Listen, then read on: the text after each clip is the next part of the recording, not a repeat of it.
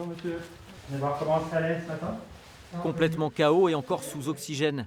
Sportif accompli, sans antécédent, ce patient de 42 ans est suivi depuis 24 heures à l'unité d'infectiologie du docteur Guimard, qui ne cache pas sa lassitude face à l'afflux des patients Covid.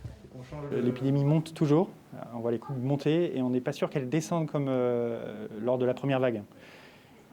Ce qui m'inquiète, c'est que le confinement n'est pas le même. C'est un confinement qui est plus light, plus léger, toujours discuté, moins respecté, pas contrôlé.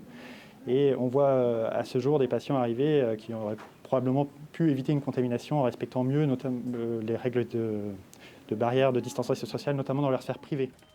Comme partout, il a fallu s'adapter. Avant la crise sanitaire, le centre hospitalier de La Roche-sur-Yon disposait de 18 lits en réanimation. La jauge est portée aujourd'hui à 30 lits, dont 28 sont occupés ce jeudi. On voit que tous les jours, des patients rentrent dans le service. Heureusement, il y a un turnover suffisant pour que ces besoins de 30 lits soient suffisants pour l'instant. On sait qu'on a encore 15 jours un peu difficiles à avoir avant d'espérer, on va dire, obtenir un équilibre lié au confinement qui a été décidé il y a une quinzaine de jours maintenant. Aujourd'hui, 140 personnes travaillent au sein de ce service de réanimation, le seul en Vendée, parmi lesquelles une psychologue à l'écoute du public, mais aussi du personnel. Ce qui peut être le plus dur aujourd'hui, c'est de savoir combien de temps ça peut durer, jusqu'où ça va aller.